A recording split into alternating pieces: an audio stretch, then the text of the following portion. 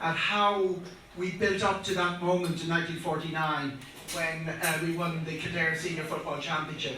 It was winning the Kildare Senior Championship is a huge achievement. Doing it in 1949 is an even more amazing achievement for reasons that were clear to everyone in the room. The team we beat in the final was the National Army.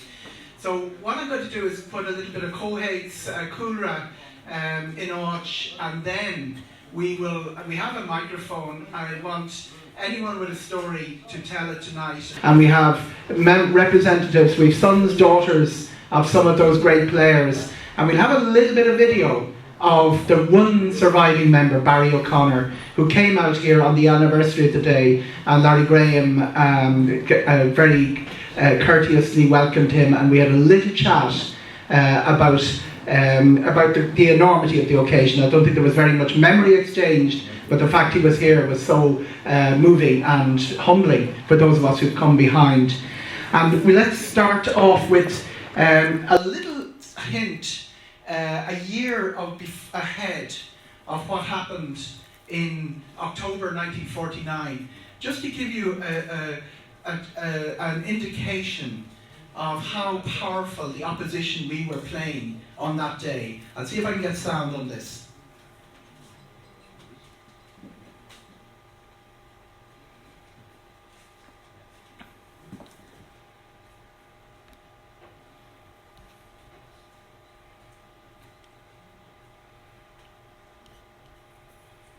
This is Mayo against Cavan.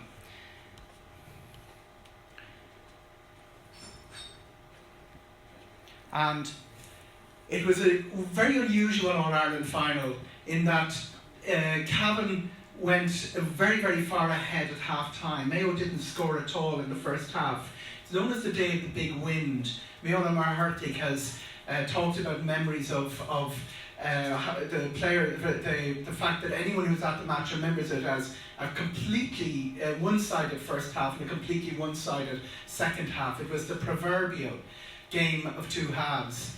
You saw at the start of it was John Kerry O'Donnell carrying the American flag around the field.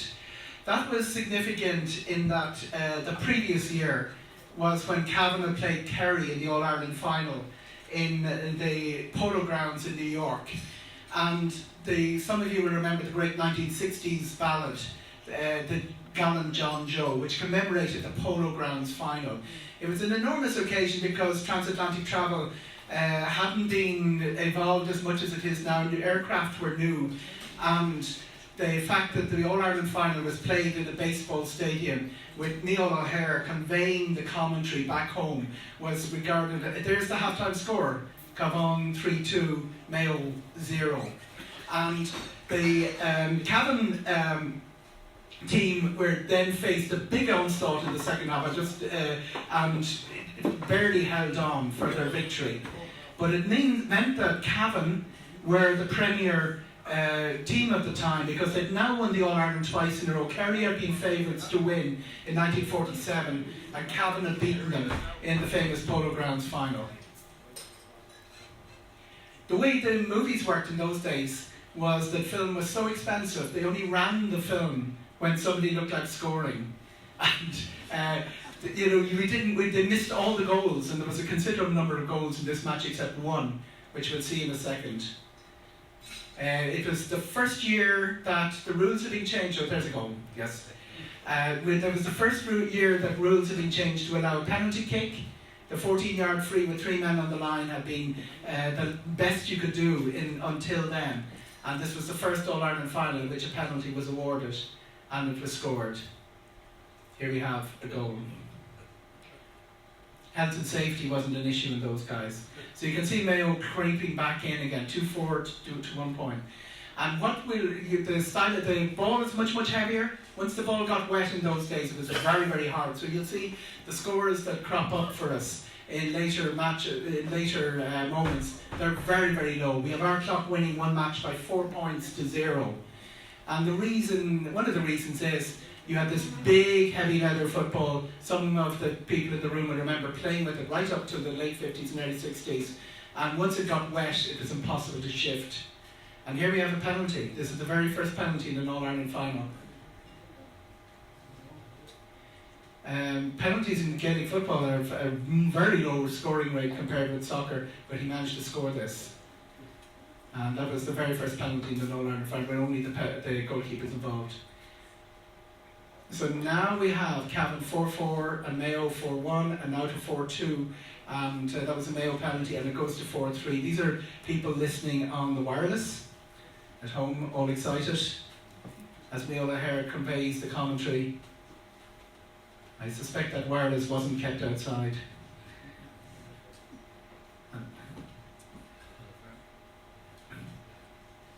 Hearts are stopping all over Cavan, and this is their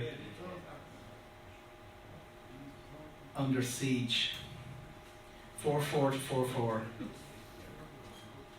So we've gone from 3-2 to 0 at half time, and it's now 4 goals and 4 points each. And finally, Cavan hold on with that late score to win the match, and the guy who's about to receive the cup is the gallant John Joe O'Reilly. He was, it was pre-celebrity time in Gaelic football, but he was as close to a household name as you'd get at a Gaelic football. Receiving the cup, the camera just picked, positioned over the cup presentation. There is, those 1950s presentations are all very interesting. The most there he is out on the field, carrying the cup out onto the field. They used to present the minor cup and the senior cup together. This is a scoreline that's about to astonish us all. That is a friendly match, a challenge match played 2 months after the All-Ireland final, where the full Cavan inter-county team that had just won the All-Ireland played the Army. And that's the team that beat them, 2-6 to 1-3. So we'll park that thought there. That's the team that Ardclough beat in the 1949 county final, beating the newly crowned All-Ireland champions. And the gallant John O'Reilly, who was the superstar of his generation. It was national news. First Kildare title for Ardclough, that was the Irish Independent. What was Ardclough like at the time? Look at that, no houses, absolutely nothing. You can see our triangle here. And this is a little bit before the field and the hall went up in the 1930s. If you're going to have a GAA club in this space, where are you going to get the people? And quite surprisingly, there was a decent population working out of the Lockyard village here, and there had been, up to the 1870s, a decent population around Ardclough. There was the residue there of a village that had been there when the quarries were in full production, but the quarries had stopped a long time before Ardclough GAA Club was founded. And here we are, the founding of Ardclough in 1924. And how did that happen? We got a field. Here we have one of the few references to the team. The semi-final salvage tournament, postponed due to the inclement weather, some things haven't changed, will be played today. Dolphins, from Dolphins Barn, obviously. Corny Dulloch, actually, they would be connected with the old Lions family, were travelling to contest Ardclough a Kildare team. That's the first reference we see to them. But what they got was a field from the then Lord Cloncorry. Lord Cloncorry was an unlikely GAA patron because he was one of the leaders of the Unionist Party in Kildare, a real opponent, strong opponent of the new Free State, but he was made a senator in the Free State under the arrangements at the time where the Unionists were given a lot of seats to protect their interests, and he had given a field to the GAA, but under the Cloncorry family, the Lawless family, went through a bit of a hiatus in the 1920s. They had a suicide and another sudden death in quick succession, and by something around 1928 we lost our field. And that leads us to the centre of the universe, Mick Tracy's shed, down by Lions. That's by the 13th block. That's the centre of, that's where the first meeting was held. John O'Grady, his son, is here tonight, Mick Tracy and Dan Graham. And that was where the first meeting was held, and where a cluster of families that had come from different clubs around. There were people playing with Kill. The Buggles show up in Kill in the 1880s. And we had a family in Ardclough known as the Harper, named after the Irish Harpers, which played in Hazel Hatch. They were a club that played, the club that played in the Dublin League, even though they were based in Hazel Hatch. Dublin is where the Dublin-Kildare border is. And we had people playing for Selvage, we had people playing for Straffan. 1936, they were brought together, and we got this field. It should be a pretty straightforward arrangement that the Land Commission would have given us the field. But I'm going to ask a little bit later about how the field that was given to the GAA by the Land Commission was not the field we ended up with. There was a swap done. And Larry hopefully will be able to fill us in on that. But I wonder how many times this man opened that gate. That's Johnny O'Grady, central to the club. He was at that founding meeting, and he was right there. He was featured in all the photographs. Next character we have is Father James O'Brien. He was parish priest. Came in the 1920s, late 1920s. He died in 1943. But in the late 1930s, he got this under-14 team from the Kill and Ardclough national schools together. The first time an Ardclough team cantered through to a county final. I can't name the players. Can anyone name some of these guys? Because these are the pals. These guys played together from the primary school. And they continued, and some of them played in that 1949 team.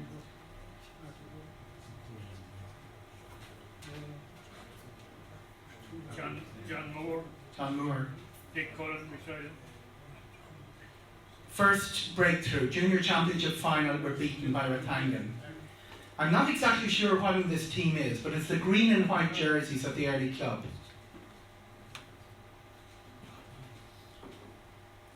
We're already in a final. 1936 we've been founded.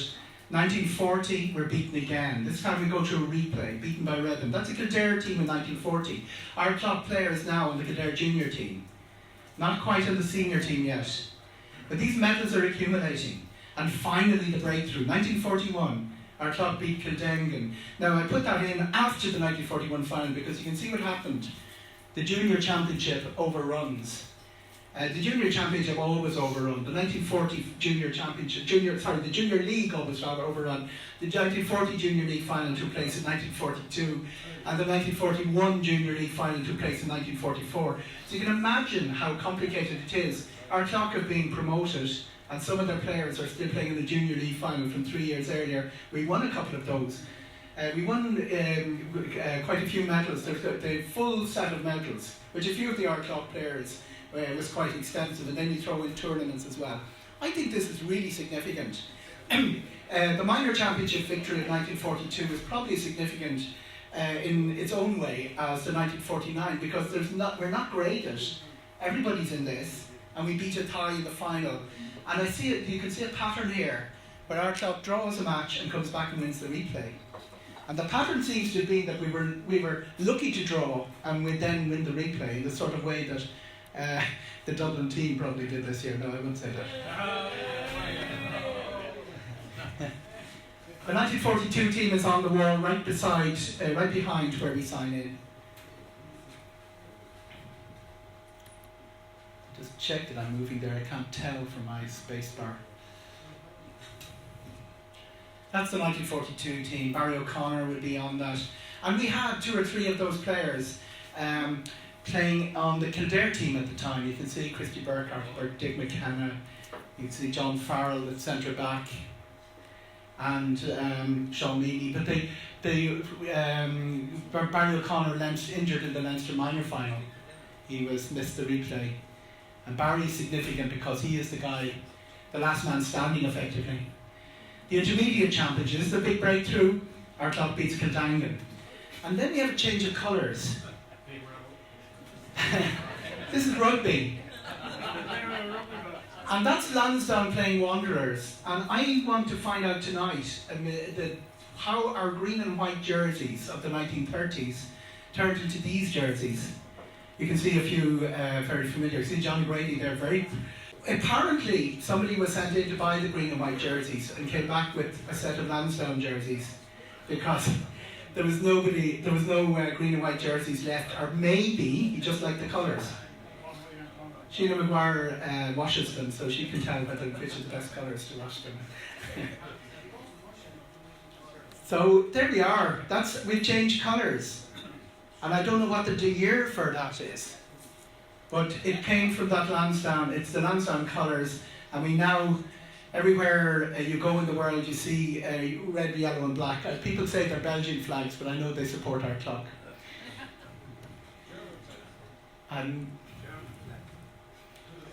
Senior Championship, 44, good little run. 1945, we're in the semi-final. We beat Clane, we beat Maynooth, and then we're beaten by Raheens. And Raheens are one of the strong. So straight away from intermediate, remember we have the residue of the schools team, the residue of the intermediate team, but we now have those minors of 1942 all joining in. And you would have thought, having gone to the semi-final in 44, the semi-final in 45, that 46 might see a breakthrough. How good were the players? They seem to have been... You know, the legend has grown up that Ardclough were tough men and they just rattled the opposition and intimidated them, and that's how they won their matches.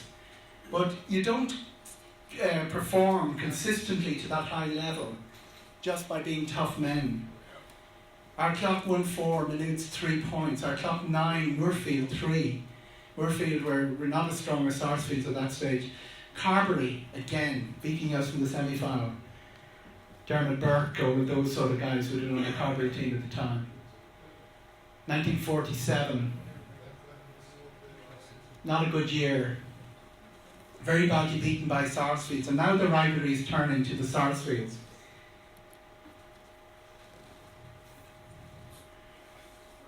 We remember we've done 3 semi-finals, and now we're back in the semi-final again in 48. At this time we come really, really close. Sarsfield 7, Ardclough 7, and then 1-6 to 1-3 in the replay, having beaten Kappa. Kappa, a very interesting team, just emerged out of nowhere, now near Kilcock, some of you will know where it is. Tyke Downey, again a bit like our jersey story, he just took the red jerseys that Dingle wore, because our Kerry played in the 1939 All-Ireland final in Dingle colours. So they had come very similar to Ardclough through junior intermediate very quickly. And now we're into what happened in 1949. But first of all, a disaster. This is our Saipan moment. One of our strongest players was Anthony Burke, and he played for Leinster. That's his jersey from just over the far corner on the wall. And he played in the 1949 St Patrick's Day for Leinster. He was one of the first Kildare senior players from Ardclough, but now we have lost him, just when we needed him most, as the song goes. And he's gone to the Gardaí. The Gardaí would have occasionally put a team together to try and win the Dublin Senior Championship. They put pressure on their strongest players to declare for the Garda club in Dublin. Garda and Sean McDermott would be regarded as the 2 culty clubs in Dublin until the 1950s, when St Vincent's emerged. The country people against the city people was a big sort of Dublin saga. Interestingly enough, 20 years earlier, Larry Stanley had been enticed out of the Caran club to play for the Guards. But anyway, Anthony's gone. And it looks like, we've been to 4 semi-finals at Kildare. Our chance is gone, our chance is lost.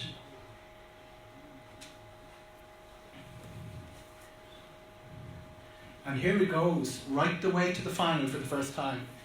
Kappa, Taidami, the red guys. Then we have Sarsfields, and this time we win the replay. We draw the final and we win the replay against the Army.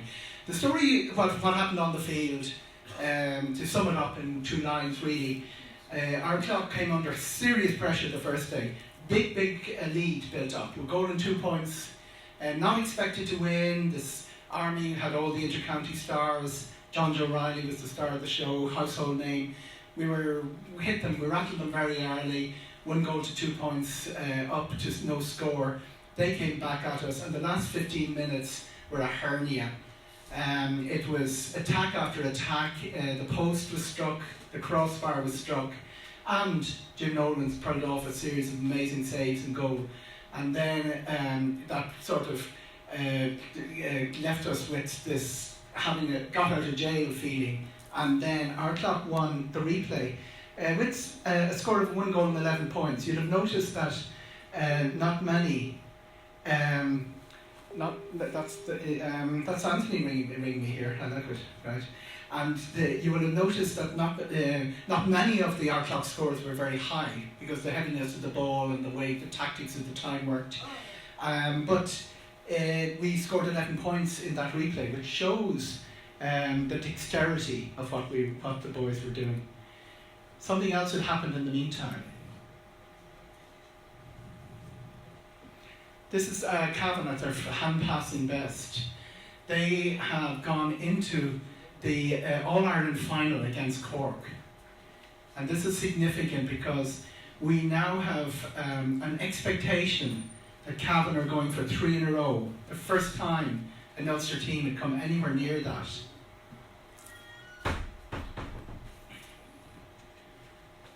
This is Mick Johnson training the boys up and down. It actually isn't, I'm sorry. Sadly, for some obscure reason which remains to be explained, Pathé World News didn't send a camera to Ardclough.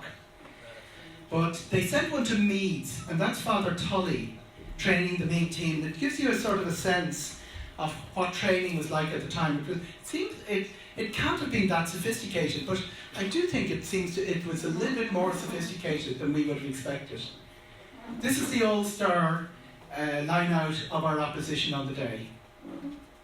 John Joe Riley, Sean Brennan played for Kildare, Stephen Quinn. Actually, the 1948 team I should have mentioned had the 1948 county final the Sarsfield's Army with the holders of the championship at the time. But one of the 1948 Army team, Duff, would have come to live in Ardclough, and his wife got very involved in Ardclough ICA afterwards, was Maura Duff. So and the Boiler White was on the Sarsfield team, who obviously opened a golf course quite close to us here. Here we are. Nolan, Murphy, Dan Graham, John Farrell. I am very interested in who some of these spectators are.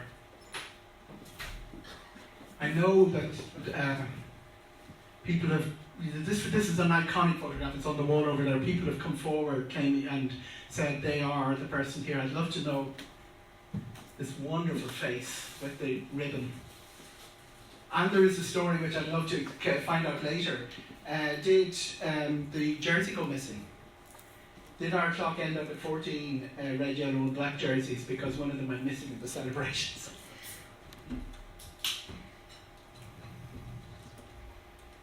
And that's another iconic photograph from the time. Again, you see John O'Grady, Mick Tracy, the founder.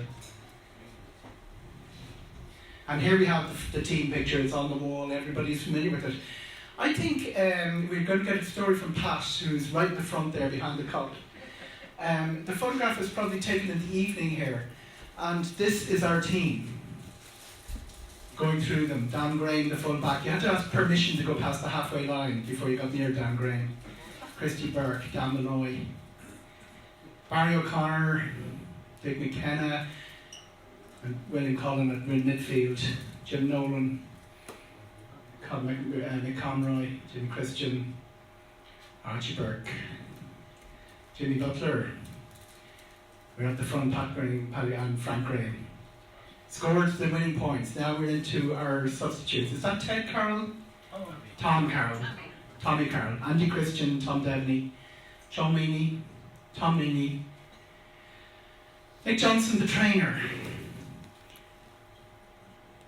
Anthony Burke, and transferred out of the club. Jim Maguire, Tom Murphy, is it? And Ted. Johnny O'Grady, very distinctive. And Father McNally. Father McNally was the curate that came around, he arrived in 1940, and he was our curate until 1953. And he features in the team photograph, which means he was probably chair of the club or president of the club or something like that. There is somebody who isn't in the photograph, Christy Barrett. I'd love to know more about him because he played in the drawn match and went on his way. We'll pass the microphone around because I've got more questions than answers really out of this situation. There's our hero of the night. This is where we all travelled from. The band played people down. That's going through Straffan Station. And we'll be talking about that train journey. And remember, petrol rationing was still in place. That's Straffan Station in its heyday. It's quite an interesting building. The way the Great Southern Railway, the building had been opened in 1846.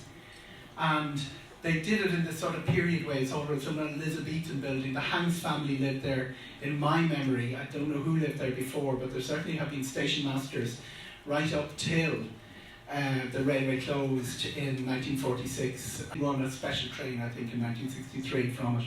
But it is effectively closed for a long time.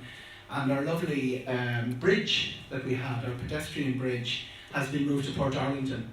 It was taken down all day.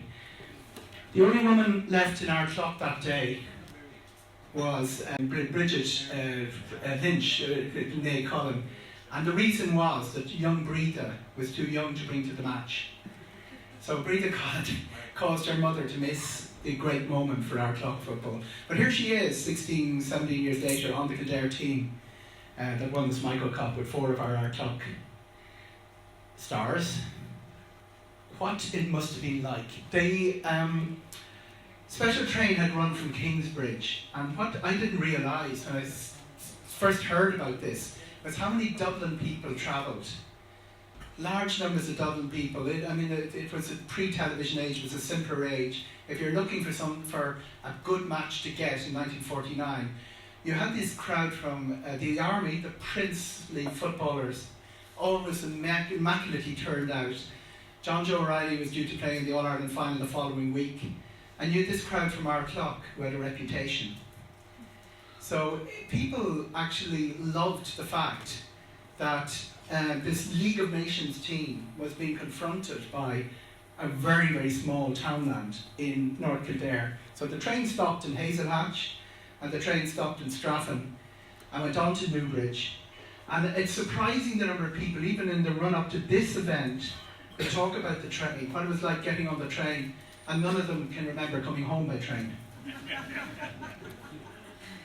So was it less packed on the way back than it was on the way out? And this is the band that played the team. And they played at the match, as far as I know, and some of the artefacts are still in the clubhouse. Here we are. That's the report of the match. The final quarter, uprights and crossbars reinforced the Ardclough defence, which was always hard to pierce. I suspect they're talking about Dan Graham there. It was a pulsating game throughout for Ardclough supporters. More hopeful than confident, went wild in the first 7 minutes when the team rammed home a goal and 2 points without an army reply. Even when the holders settled down and checked the onrush, the Ardclough forwards were always highly dangerous. Christy Burke, in particular, being menacing. Speed and endurance eventually fell in favour of the army, for in the closing stages the pace was proving too much for their opponents. For the army, Brennan, M. O'Brien, J.J. O'Reilly and Quinn were best, while C. Burke and Graham. That's very helpful. We've 3 Grahams on the field. But Graham were most prominent for Ardclough. Apart from the game and its several passages of class football, what concerned me most was why several of the Ardclough team have not been seen in Kildare colours long ago. At least 4 of the challengers and 1 eligible army man should have been on the Kildare team.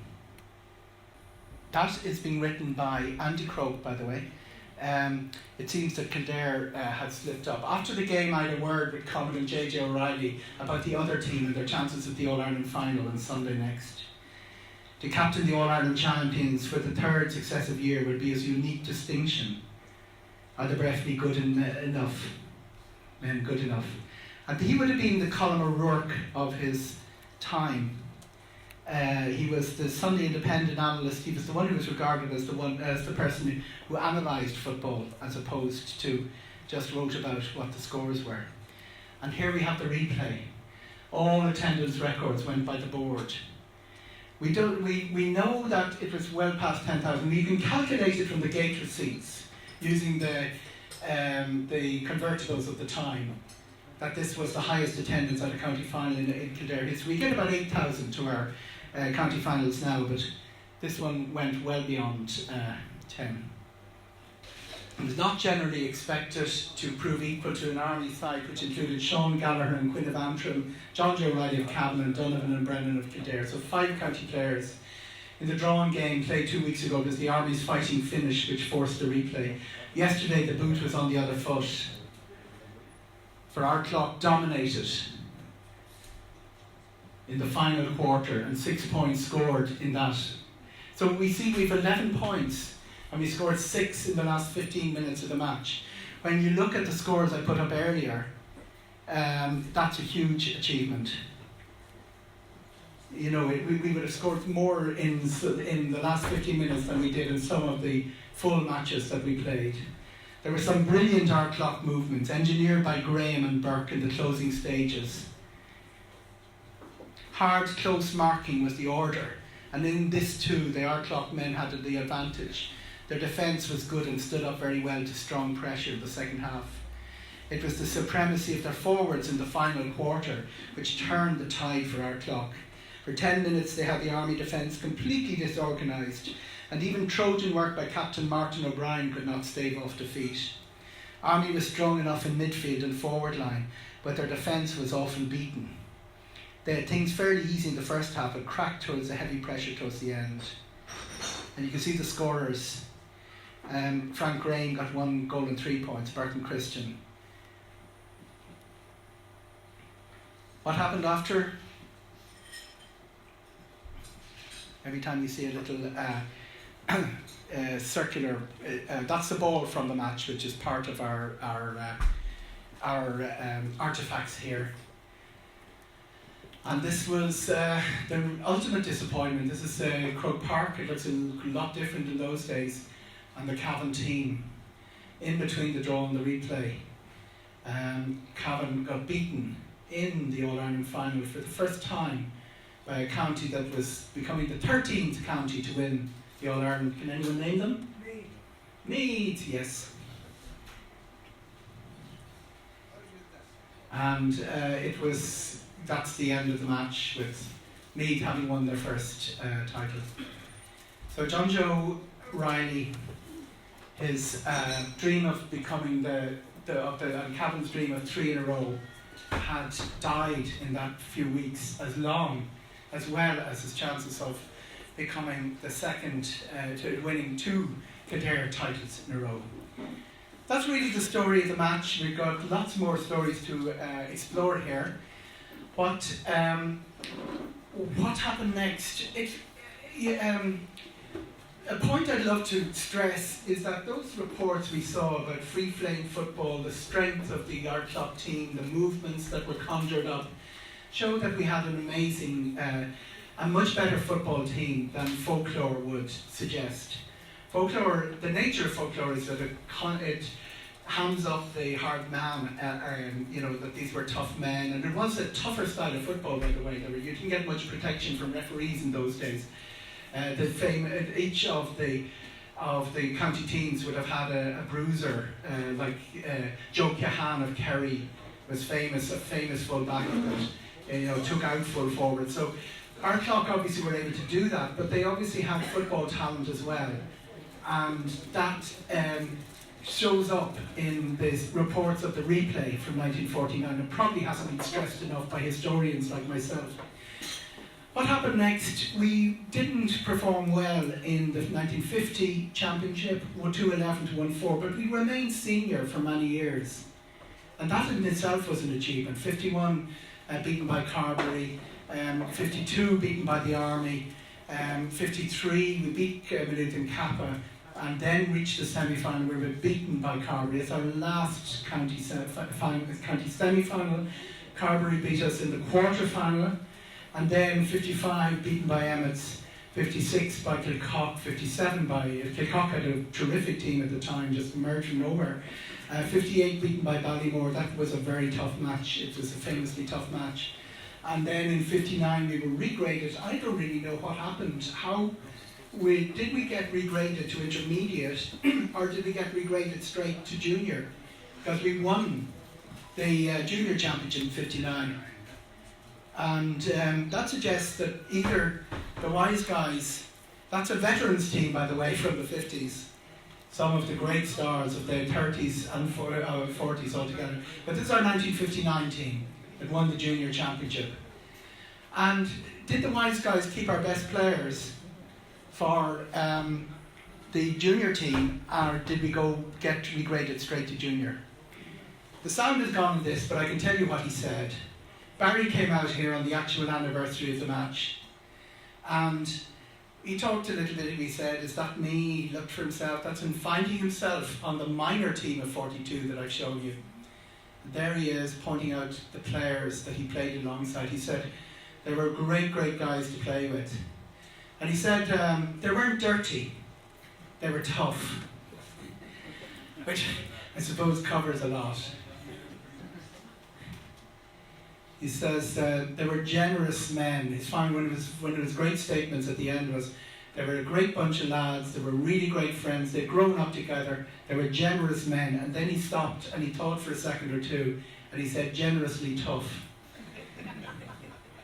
And that's his son, Frank, his other son, Ray, and of course Larry came out to host him really on the day. He loved the clubhouse, he loved what Ardclough... He lived up in Ardclough, for those of you who don't know, he lived in Ardclough and was born there. And now he's in a nursing home in Rathgar.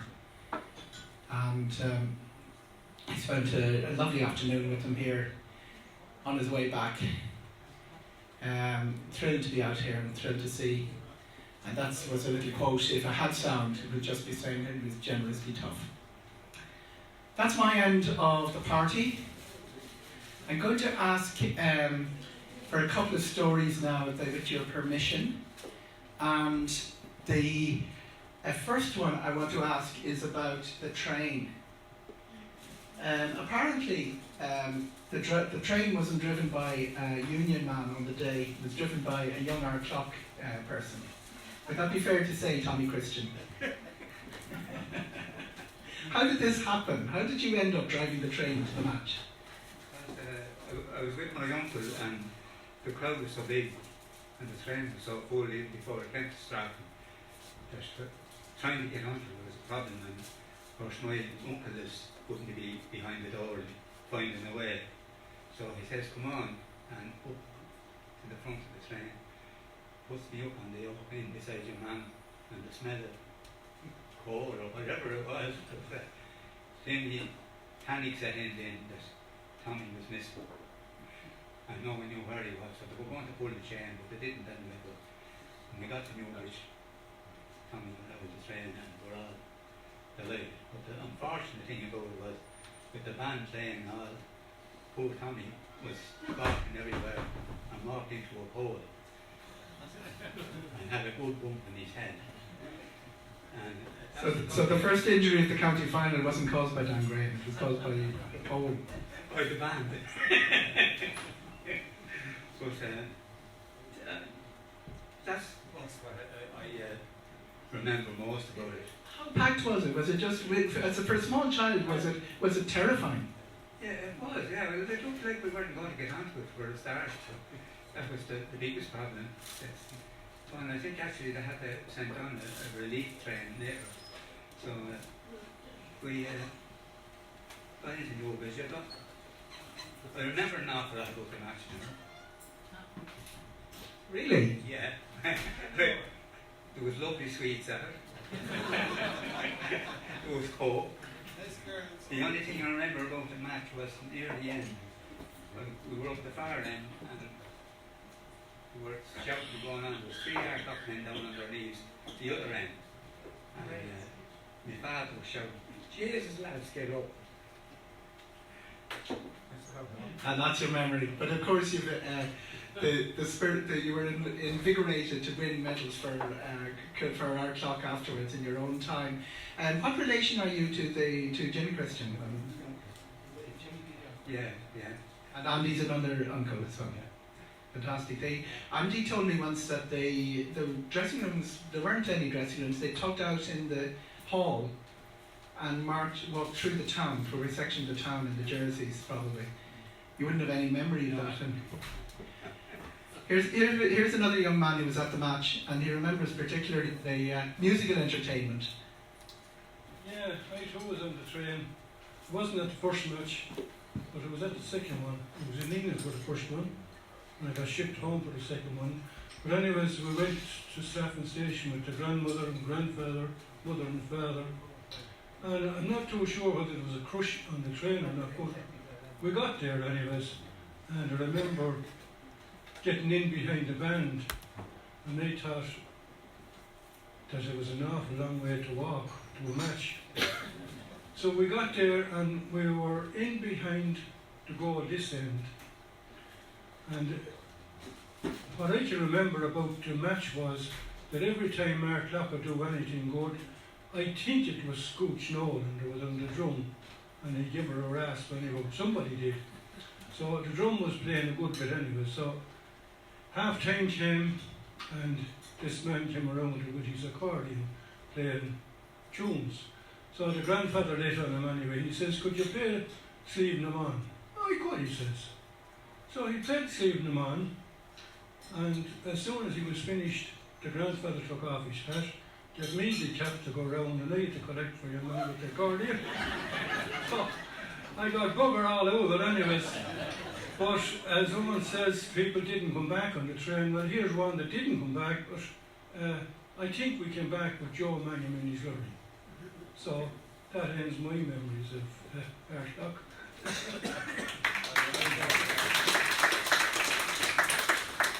Tom learned a lot of lessons on that. Since then he's on 10%. Okay, I want to bring Larry in at some stage, because the team had a reputation for being tough. Would they have won more if they hadn't been known for their hard man sort of style of play? Is that the theory that you've heard? Because you grew up in the love with listening to about the 1949 earlier entire life. Yeah, it was a big thing to try and live up to, or because you grew up listening to the great team and the families around here are involved in it. When from your presentation, everyone can see what a great achievement it was, and I think even people now just don't understand the enormity of the whole thing at the time. So to try and emulate that would be, I think, impossible. I think at the moment anyway. How many families? There was 3 Grahams from your own family. There were 2 Burkes, 2 O'Connors, and then 2 Mees and the subs. It was basically 2 Christians, Murphys, and so 7 or 8 families just kept it together. They were all very close. They grew up together, went to school, then probably the Canal Bank together, and they were really good mates. Was that part of what happened over those years? Well, I think if you look at them, there was a bunch of young lads. We always remember them as old people, but there was a bunch of young lads, all bachelors, growing up together. So that's always a winning formation for any manager who has that. And as Barry O'Connor said, they hadn't got the money to drink, so they just trained and played football and played very well. And your question was, could have won more? I think they should have and could have, but I wouldn't think the refs were very generous to them. I don't know why. And I think they should have went on and won more, but maybe they picked them for it. Mick Johnson's training. Does anyone have any insight? Because he continued to train. He trained the 68 teams that won cups. Was he? Mick Johnson's background would have been that he had come from a hurling background, and here he was training a winning football team. I'm not sure if you want to take this, or if somebody else wants to take it. I'm sure Mickey would know more about that. Neil here. He threatened me last week.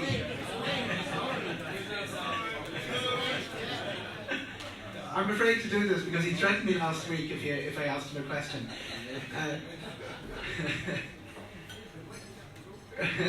Well, I'll get the truth. Seriously, training a team, tactics were different in those days, but it still wasn't easy. What did he have? He must have had a great way to read the match, or know how to get out, know how to. You know. Anybody want to take this in Michael's absence? Chap. Okay. I just know Mr. Johnson that he was with the hurling and the football, and what he achieved, I suppose, in '49 was it didn't matter whether it was football or hurling. He got the guys ready, he got them fit, and I suppose that was emphasised in the last 15 minutes when the boys came strong at the end. So fair play to me. It's the army would have been almost full-time professional. They were regarded as being training, and to stay with them, as we saw in the draw match, they didn't stay with them, and then they were outpacing them according to the reports in the replay. So obviously what he did was brought a fitness level which would have been unusual for the time, and to a higher level than what an awful lot of county teams were doing. I know that people who were trained by him later were, he had very unusual tactics to get, and he was a tough trainer, but he saw the result. We saw the results in Ardclough on the football field. Are the Murphys of interest here? No? Come in. Everybody's welcome. This is a fireside conversation here. And introduce yourself. Marie and Margaret were Dick Murphy's daughters. Do you really?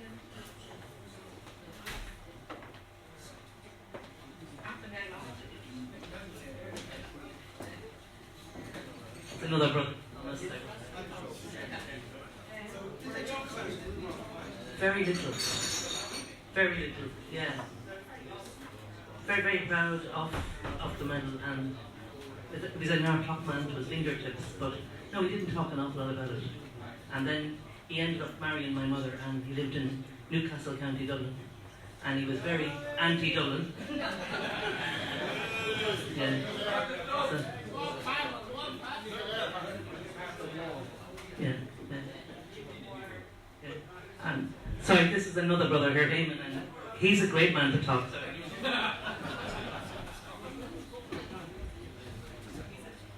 Okay, do you want to chime in with him with any thoughts about? Yeah. Oh, sorry, you're just arrived. Okay, we're just talking to different. What was passed down to families about this? We have only one survivor of that amazing achievement, 1949. I just did a little presentation which is running in the background of how the team came through the late 30s, 40s, junior, intermediate, won a minor in 42, won the senior, and I'm asking what.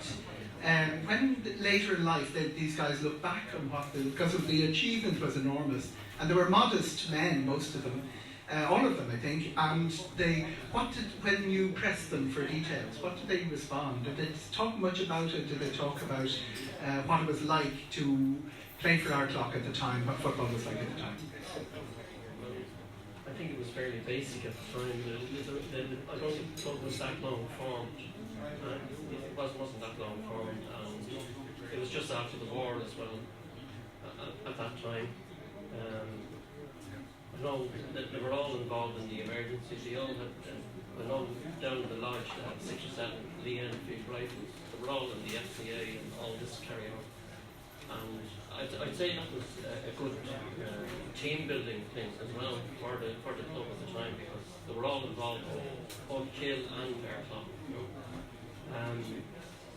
I come over occasionally, diving in the quarries on the road there, where Larry's back at Larry's place, and I had a girl, she's from Dublin, but I brought her, and there must have been something on at the time, because it was Ardclough flags, but she took them to be German flags. What? Why are all the German flags here? I said there's a long story about that. There was a lot of trouble here during the war. It was a great practice. But the dad always encouraged all the lads to play football, even other things as well, you know. And I think the sister has the 2 medals. And I have a clock. The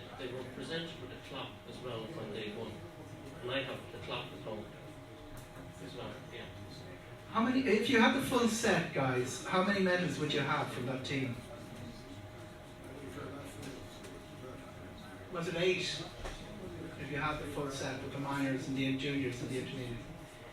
And there were tournament medals as well. People came up. And the LDF, during the emergency here, seems to have been made up mainly of the same people that were. I think was your father the captain, Larry? Aaron.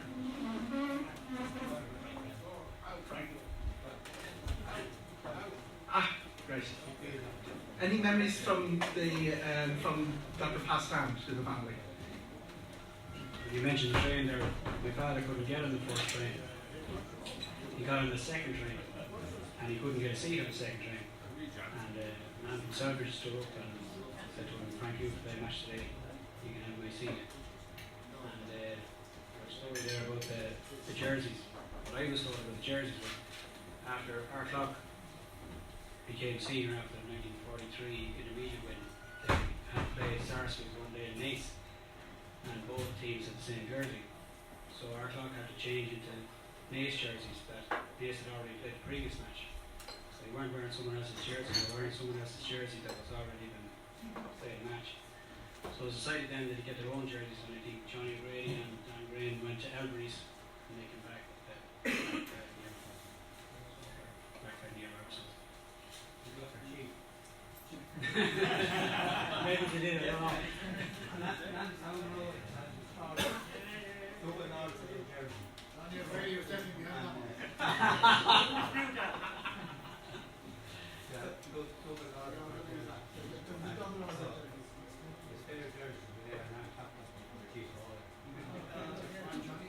And one regret that my father always had was that they didn't win more than one senior. He always maintained that in the mid-40s they were a better team than they were in the late 40s. And he thought that if they won one then, they might have won 2 or 3. And something that Fitzcullen told me about Mick Johnson, he said that they had other men training in the early 40s who had trained teams in Dublin to win championships, and it didn't work. Mick Johnson came along and he got the respect of the players, and that's mainly the difference. And everyone put their shoulder to the wheel and won championships.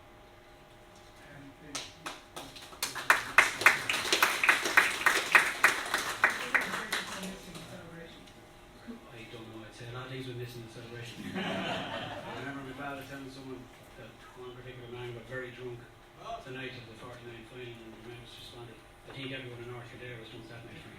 I don't know about a jersey going missing ever. And he maybe the second train was laid on obviously at short notice because well back. Well, my father always said there was 2 specials. He couldn't get on the first one.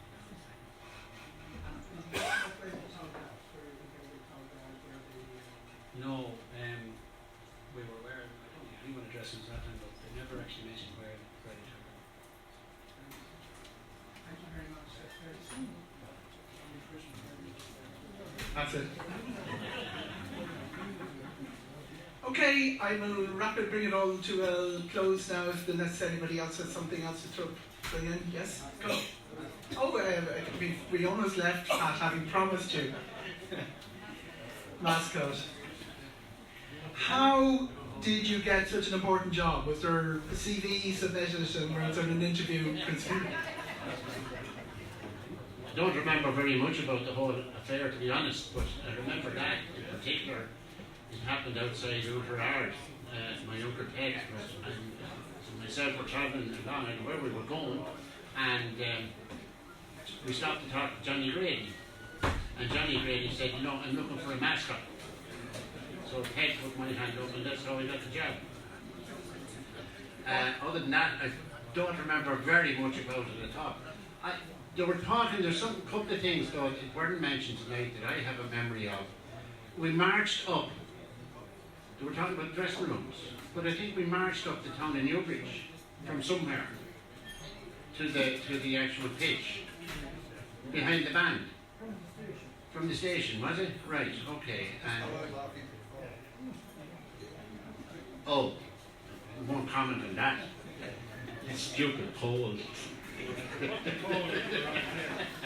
But No, and that is, and there's one other thing there was a slight reference to it here, and I have a memory somewhere along the line that after that county final, the following year, Kildare or Ardclough played in the the Leader Cup final, and the match was refereed by John Joe O'Reilly, and I think there were a couple of the Ardclough players sent off. And I think there was more than that afterwards. I think there was a serious problem with the county board. And I don't know, it was the whole team suspended for a short period of time. And that was John Joe O'Reilly's contribution to Ardclough. After that, I have no more to say. Good luck.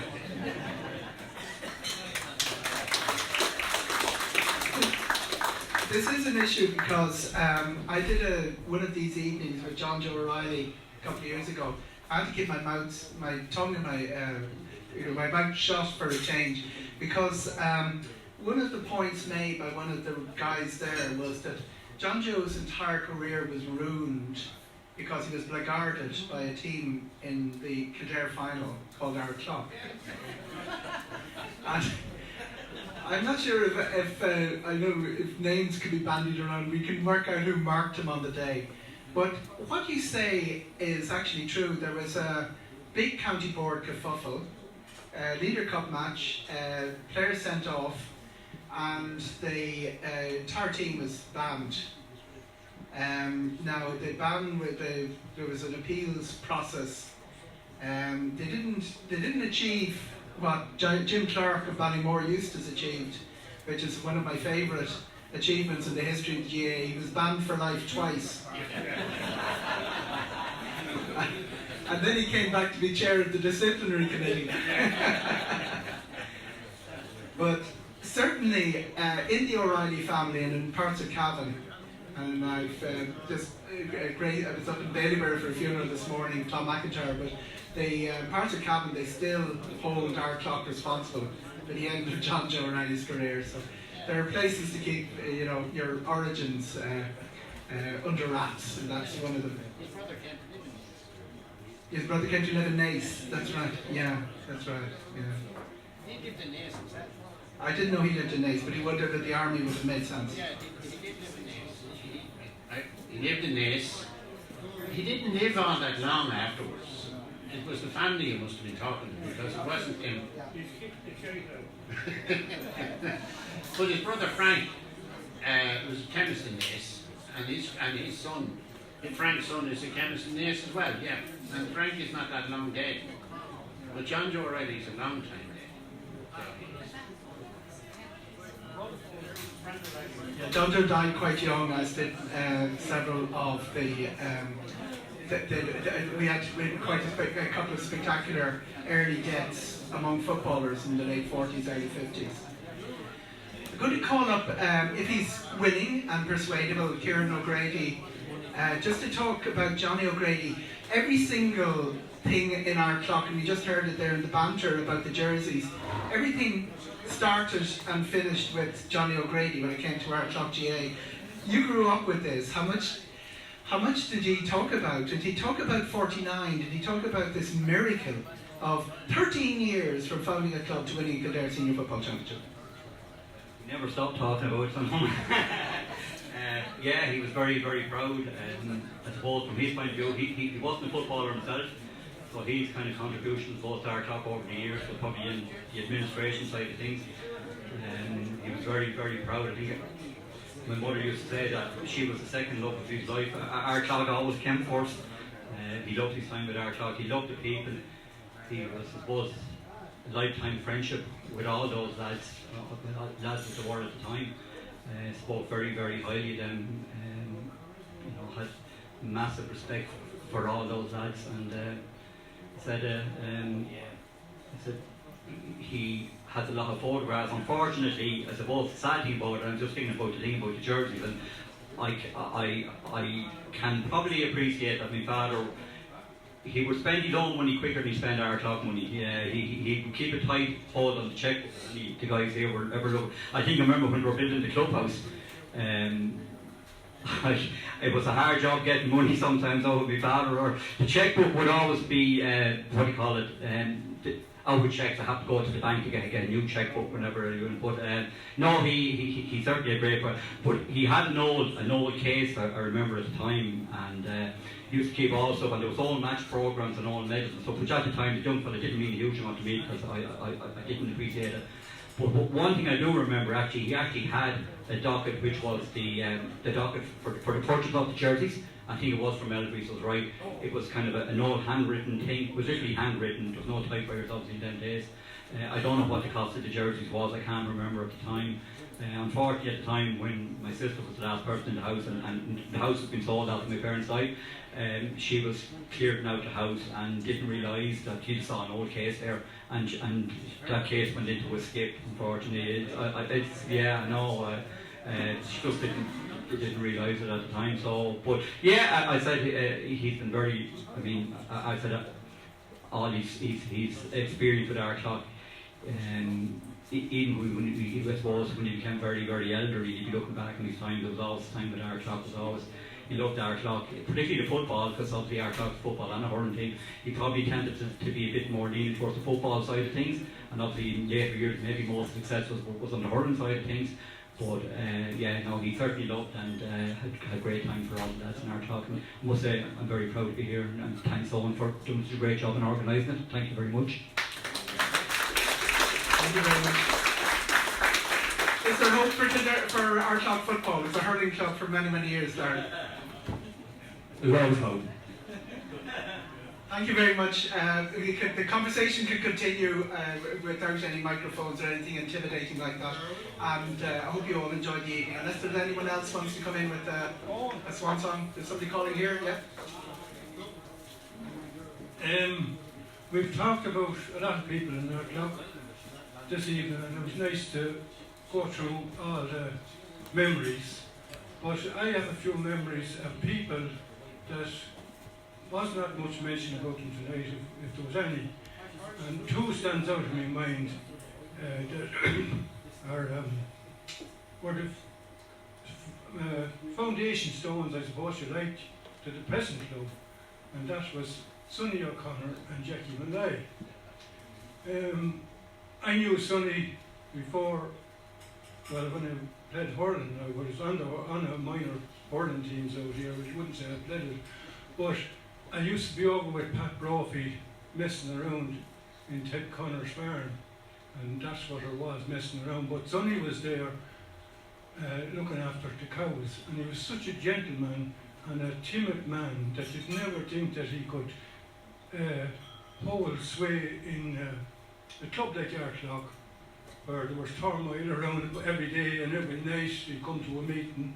But Sonny always held a great grip on things, and Jackie Malay backed him up. And Jackie was a great man with the club too, because he had great ideas, got the whole social thing off the ground, and you see what we have here today. So I'm delighted to be part of it, and thanks to Eoghan and thanks to everyone who contributed. So shut up, Tom. Good luck. And conversation can continue. Thank you very much for all your attention, and lots more stories to be gathered. Thank you.